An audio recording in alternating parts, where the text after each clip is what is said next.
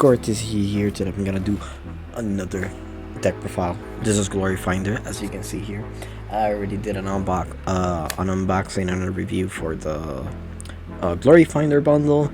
Obviously, I have mixed opinions on it, but I was just missing the GloryFinder bundle to actually do the deck profile because I really wanted to do the deck profile with official cards instead of proxying them like I do with the Vanguard deck profiles. So yeah, yet again, I really like the design of like all the cards for sure. Obviously, some of the cards kind of are a little bit broken. Obviously, their main purpose is to be played in GloryFinder, so it's understandable. So yeah. Anyways, this is going to be a Skullfane deck profile. Obviously, I was completely bored, so I just decided to make a deck profile about Skullfane. So yeah. Anyways, starting off, obviously your GloryFinder is going to be, your Glory card is going to be Skullfane. For people that don't know what Skullfane does, sadly, this is a card that doesn't come in the GloryFinder bundle, so it comes in the structure deck. He can't be that expensive. I think it's only like a $20 to $2 card. So his effect is on fanfare. You look at the top 4 cards, reveal an amulet and put it into the field, and then put the rest of the cards into the cemetery. Now the other effect that is probably the main win con, and just to annoy your opponent, is that every single time an amulet leaves the field, you deal 2 damage to each enemy leader, and then each follower on the field. So basically, it's a good way to just start burning your opponents, and obviously just get rid of their opponent's field. So obviously, to follow up with his effect, I'm just gonna put him in here. So obviously, starting with the main deck, we're playing, like I like to call, the power 4 cards for now. Obviously, it's up to you, but I really like to call this the power 4 cards that you must need. So obviously, Janstack Commander gets you main leader gets you Merlin, and then Merlin gets you access to Dragon's Oracle. But obviously, Merlin will get you access to a bunch of other cards that basically will just draw you cards, or just, a board wipe. So it's a good way just to see how the game goes. Merlin, you will just search for whatever, but mainly, at least for my experience, the main purpose is just to get to Dragon's Oracle. So basically, you can just ram 2 with Merlin's effect. So usually you just go first turn playing Genstaff, second turn play main leader, search for this. Usually skip 1 turn, and then when you have like 7 play points, or 6, depending on the situation. If you have 6 play points, you can go ahead, 6 play points and 1 evolve points, you can play Merlin. Search for Dragon Oracle, play Dragon Oracle, then evolve Merlin and copy Dragon's Oracle. So you basically ram 2 or draw 2 depending on the situation. So that's the reason why I really like this 4 cards in particular. I feel like they go well with each other, so probably in every GloryFinder deck you will see me play this specific package. So yeah, put it on top. I don't have too much space, so yeah. Next, starting with the GloryFinder cards. These are just the exclusive cards. Obviously, you could play something else. I just wanted to play GloryFinder cards. So, as an alternate win con, I'm playing the Runecraft cards in here.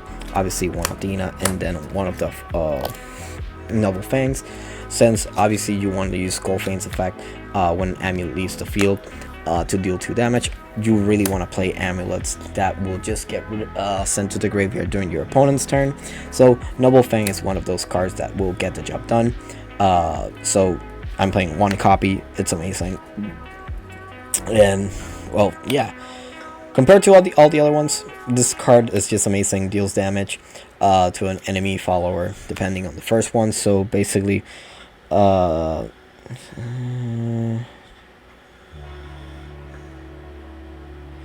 you just basically choose one, deal the effect of the second one. So yeah, but mainly, and then you just really want to use the quick to basically do the same thing.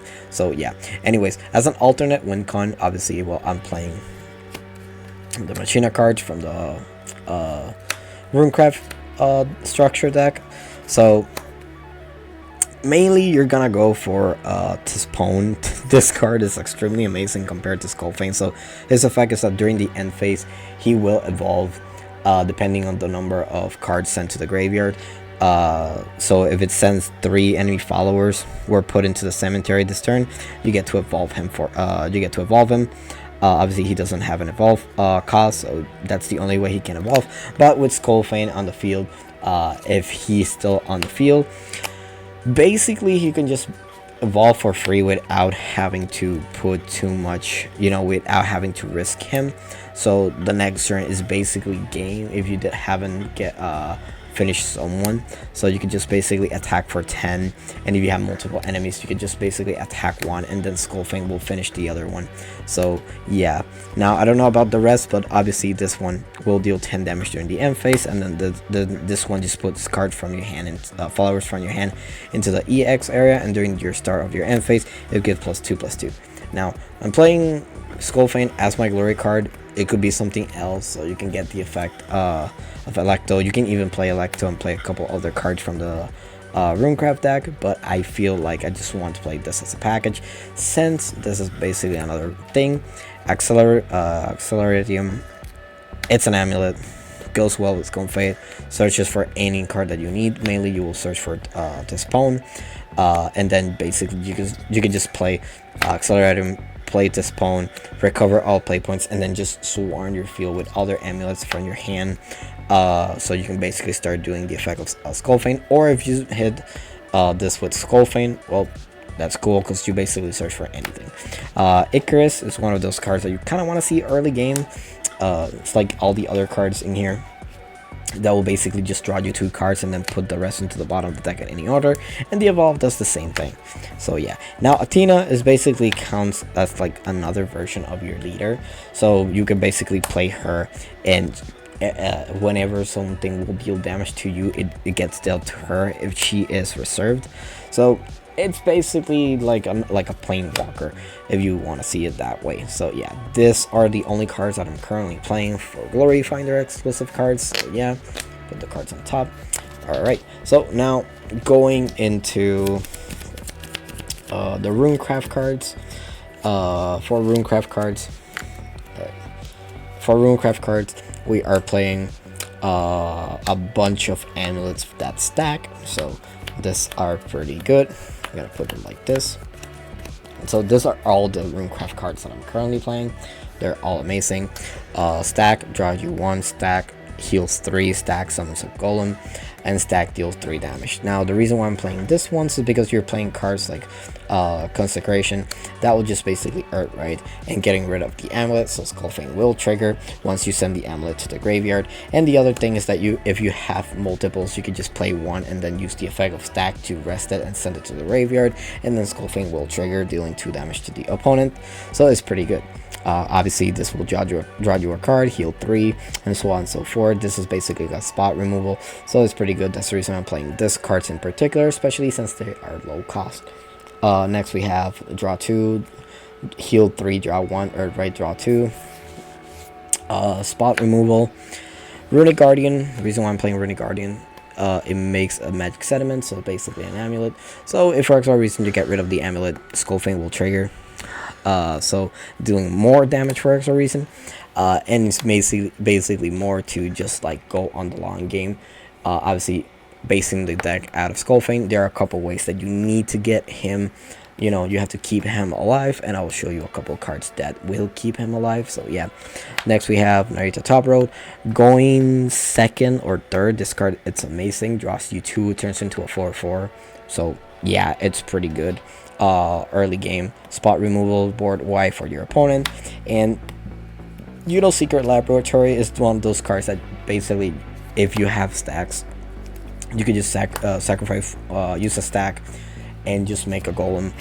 So you could just either ram the golem into something or just ward it, so you have something to protect yourself. So yeah, that's pretty good.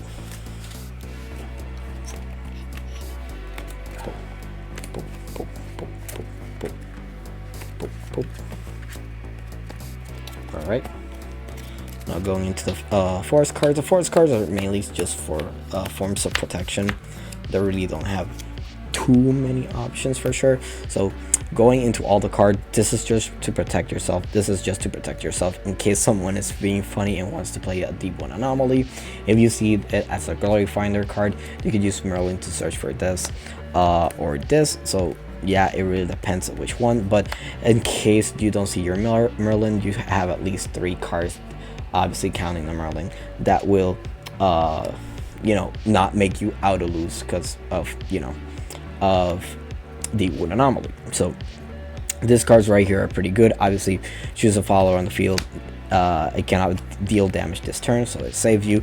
And this card, if they attack you, you know, you don't take damage, so the wood anomaly won't trigger. Now, Nature's Guidance adds an amulet back to the hand, so it's basically the same bread and butter as the forest deck. So obviously you can play Nature's Guidance, add any amulet back to the hand, and so on and so forth, and drops you a card. Skullfane. So Skullfane says that when an amulet leaves the field, so if it goes back to the hand, he will trigger. So you could just basically use Nature's Guidance, add this back to the hands, and keep going from there. But it's also good to recycle other cards, so it's pretty good. For example, you play Merlin, you have this, add Merlin back to the hand, so you basically can search again later. Same with Ancient Elf, Marvelous Sunday, and Yukino Bujin. And well, since you're playing a amulet heavy deck, Starry Elf is actually a pretty good card. Now, the only card that I haven't talked, I want to mention it a lot, I want to mention it right now, is going to be Woodlands Refuge. This card is stupid, because like, if for X or Y reason, obviously your Skullfane survives and you already have 10 play points, you could just play Woodland Refuge, use the effect to tap it and add it back to the hand. So basically it's just one of those cards that either is a board wipe, or you could just slowly burn your opponent. So it says this burns for 2 if you use all your 10 play points to add this card, play it to the hand, play it to the hand, play it to the hand. You're just dealing 10 damage to all of the opponents on the field. So yeah, so it's pretty good. It's a cost 1, so it can be searched for a couple other cards that I will show later. So yeah. Alright, next, for heaving 1, cost 1, Sacred Plead, the Will to Overtake, Dark Charisma, or Globe to Stairways. Obviously this is the alternate art. Meiji Dodo, Star Turret, and 1 Demix Degree. Board wipe, pseudo board wipe, heals you if you have an amulet. It deals 3 damage to each engaged enemy follower on the field, and if you have an amulet, you healed 2. So it's pretty good, and it's a quick. That's the good thing about it. You can debate if you want to play this card, but last time I tried it, I really like it, so it's staying. Demi's Degree, obviously there's some situations where you only have amulets, you don't have followers, so getting rid of the board wipe so you can just safely play this guy or play something else is pretty good. Meisho Doto, this card is amazing. This just gets you either the amulet that I just mentioned, Woodland Refugee, or Harvest Festival, or any other cost 1 amulet by racing her. So basically, if you're going second, same thing as Narita Top Road, you can just race her and get whatever amulet you need. So it's pretty freaking good. Dark Charisma, or Globe to Stairway, to the Stairways. Just basic search for another amulet, and it's one of those amulets that are quick. So I really like it. So you could just leave it on the field until God knows how long, and then, you know, if you have Skullfane, you could just not use the effect, play 2, draw a card, put heal 1, and, you know, Skullfane will trigger. So yeah. The Will to Overtake, top 3, rearrange them how you want, or put them into the bottom, and then pay 2 to draw a card. Obviously any amulet that sends itself to the graveyard is pretty good to the strategy. So obviously the Will to Overtake and then Sacred Plea is pretty good, especially the fact that they can just basically substitute themselves once you play them. So you can just basically stack whatever you need, then send it to the graveyard, and then draw it, and then it will trigger Skullfane. Sacred Plea, well, you pay 2, draw 2, pay 2, draw 2, basically +1, and then burn your field, obviously if you have Skullfane. So yeah, Now, you're probably asking, how do you keep your Skullfane alive? Well, the reason why I really like the bread and butter cards of Merlin with all the other cards to ramp is, oh, I still haven't got to that point, but it's mainly more for the Swordcraft cards that I will talk once I get to them. So, and that's the other thing about it too. So anyways, going to the Dragoncraft to round up the entire deck and talking to Abyss. This revives you Skullfane in case things get bad, or if you have this card in hand, you can just go ahead and go crazy playing this. Your opponents will probably just try to their best to get rid of this card and then just play that spread to revive him, and that's it. You don't even have to ward him, obviously, since you know him by himself is just going to be very annoying, but and you really don't want him to die. Obviously you have an alternate win con by the Machina cards, but Skullfane by itself is pretty funny. So yeah, Punk Devil, it's a ward, it can turn into a Bane, and heals you too. This card comes up a lot. Colossal Construct recycles any amulet that you need, even Merlin's or any other card, and then deals 5 damage to something on the field. Any hit it has ward, so this card's pretty good. Shenlong draws you 2, self-explanatory. And Evolve heals you 3. Board wipe and spot removal, and if you're overflow, you're gonna draw 1 card, so it's pretty good. Now, one of those cards that will keep your guy alive is going to be Genome Machine Artisan. This is one of those cards, obviously if your opponent's playing a deck that it will slowly deal damage, or it deals a lot of damage. His effect is that whenever you play an amulet, it will give one follower on the field plus 1 HP. So basically you could just play this and play this early game. If it doesn't die, you could, you know, once you get to Skullfane, you start playing a bunch of amulets, start, you know, making him big. Obviously it loses to a couple cards, like, you know, Execution or any card that selects. So that's the reason why I'm playing. 1 Armor of the Stars. This is one of those cards that can be searched with Merlin. If you don't want to go with the ramp, you can just play it nice and slow and go for this instead. So once you get to 9 play points, you can play Skullfane and then play Armor of the Stars. Gives it +1/+2 and Aura. So basically just do Aura. It's the one thing that will keep him in the field for longer. So yeah, because as soon as people see that this is your glory card, they're probably already gonna figure out you know, what your strategy is. So yeah, and other than that, yeah, there's one Haven Craft card that will on Evolve, it gives a follower Aura, and it's pretty good. It's just that I really haven't found too much space. Obviously I have space in my Evolve deck, but I don't have space in my main deck. So yeah, and obviously this cards can be searched. Main Leader, if you don't really want to go for Merlin, this searches for Main Leader searches for him, and obviously Gen Staff Commander searches for him. So this will get you, oh yeah, and on Evolve he searches for an amulet, so he's pretty freaking good. And yeah, next, for neutrals to round out the entire deck, we're playing 1 Execution because I feel like it's going to be a staple. 1 Lyra, in case you're playing against a funny deck, or your opponent's playing Machina and it just really wants to target you and deal 10 damage to you. This card will probably just save you from that, and if you want to poke 2 damage, you can also do that, but she's mainly there just to hold. So if your opponent is playing a burn deck, you know, obviously you have to draw her, so it's not the best. You could even get rid of her if you want, but I feel like she will come up a lot, especially if you're playing, I don't know, Path to Purgatory. It is a 1 in 1,000 situation probably, but if you see this in your opening hand, you can play this and then turn 2 play Path to Purgatory. You don't take damage and you just draw 3 cards. Especially, and another good thing about this card, if you go first turn playing Path to Purgatory, just drawing 3 cards, it's extremely amazing.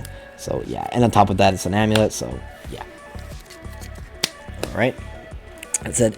Now going into the Vault deck, obviously self-explanatory. All the other you play all the cards, and 4 carrots just for the horse girls that you're currently playing, you don't really race all of them.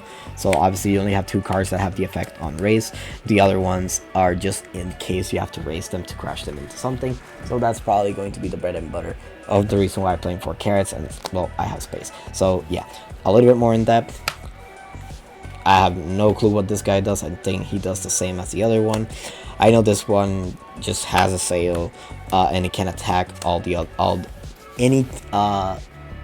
as many times as how many opponents you still have. So obviously if you have 2 opponents, he can attack 2 times, and then he has the same effect as kind of like Albert, where he can attack when on a strike. He just refreshes himself and he doesn't take damage. Obviously Albert doesn't take damage that turn, but when he attacks, he refreshes and doesn't take damage. So yeah, and he's a 10-9, so he is pretty freaking big. Icarus draws you 2 and then put 2 into the bottom of the deck, same as the regular one, so pretty good. I already said his name, sorry, his effect. On evolve, search for an amulet, add to your hand, shuffle your deck, and then still has the same effect. When you play an amulet, you heal 1, you put 1 defense to any follower. Merlin, self-explanatory. Mate Leader, self-explanatory. Ancient Elf, just bounce you another card, and then Shenlong, self-explanatory. So yeah, that's pretty much it for Skullfane. This is a pretty fun deck. Obviously you can take my deck profiles as reference. It's up to you, to be honest. I don't mind, but it's a pretty fun deck. Obviously don't take GloryFinder too serious for sure. But yeah, anyways, that's it. Thanks for watching.